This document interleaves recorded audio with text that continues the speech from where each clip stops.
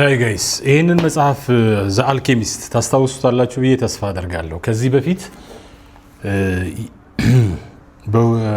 የዛሬ 10 ዓመት አካባቢ የአዲስ አበባ መገናኛ ብዙሃን ኤጀንሲ ኤፍኤም 96.3 ላይ ከገነት ንጋቱና ከሙልጌታ ጀዋሬ ጋር በምንሰራበት ጊዜ አሸወይና የሚባል የሬዲዮ ፕሮግራም ነበረ ቅዳሜ የሚተላለፍና እዛ ላይ ከዛሬ 10 ዓመት በፊት ተርኬው ነበር።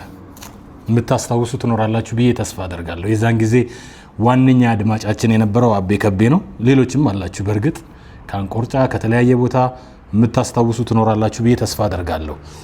ደራሲው ፓውሎ ኮሊዮ ነው። ትርጉም ቴዎድሮስ አጥላው ነው።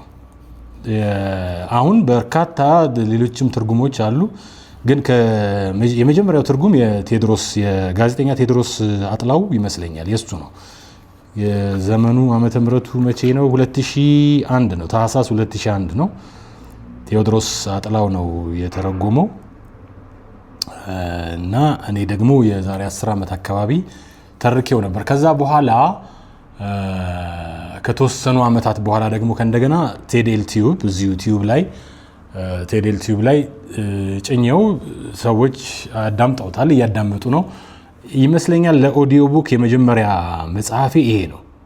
አዎ በእርግጥ ሌሎች አሉ፣ አጫጭር አሉ ሌሎችም፣ ግን በረዥም ሙሉ መጽሐፉን በኦዲዮ መልክ ተርኬ እዚህ ቴዴል ቲዩብ ላይ ሳስቀምጠው ይሄ የመጀመሪያው ነው እና አሁን ይሄ መጽሐፍ በርካታ ሰዎች ሜንሽን ያደርጉታል።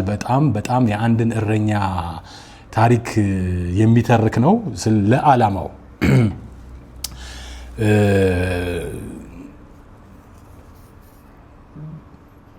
ዓላማውን ለማሳካት ግብጽ ፒራሚዶች ስር የተቀመጠ አንድ ትሬዠር ሀብት አለ የሚል ነገር ይሰማና በእረኛ ነው። በእረኝነት በጎቹን ሸጦ ምናምን ሙሉን ታሪክ አልነግራችሁም። በጣም ብዙ ሰዎችን ኢንስፓየር ያደረገ መጽሐፍ ነው። አሁን ድረስ እዚህ ቴዴል ቲዩብ ላይ ስላለ ታዲያ ለምን ገብታችሁ አታዳምጡትም ለማለት ነው። አሁን ዛሬ የመጣሁበት ዋና ምክንያት ስለነገሩ ማለት ነው። ምናልባት ከቅርብ ጊዜ ወዲህ በአጭር ጊዜያቶች ውስጥ የምታውቁኝ ሰዎች ምናልባት ቴሌቪዥን ላይ ፋና ላምሮት፣ ኢቢኤስ፣ የአፍታ ጨዋታ እነዚህ ላይ የምታውቁኝ ነው የሚሆነው በአብዛኞቻችሁ። ግን ቴዴል ቲዩብ አለን ዩቲዩብ ቻናል። እዛ ዩቲዩብ ቻናል ላይ ከ33 በላይ መጽሐፍት ሙሉ ተተርከዋል። አንዳንዶቹ ከ12 ሰዓት በላይ ናቸው። የአሌክስ ፈርጉሰን የህይወት ታሪክ ለምሳሌ ከ12 ሰዓት ከምናምን አካባቢ ነው ሙሉ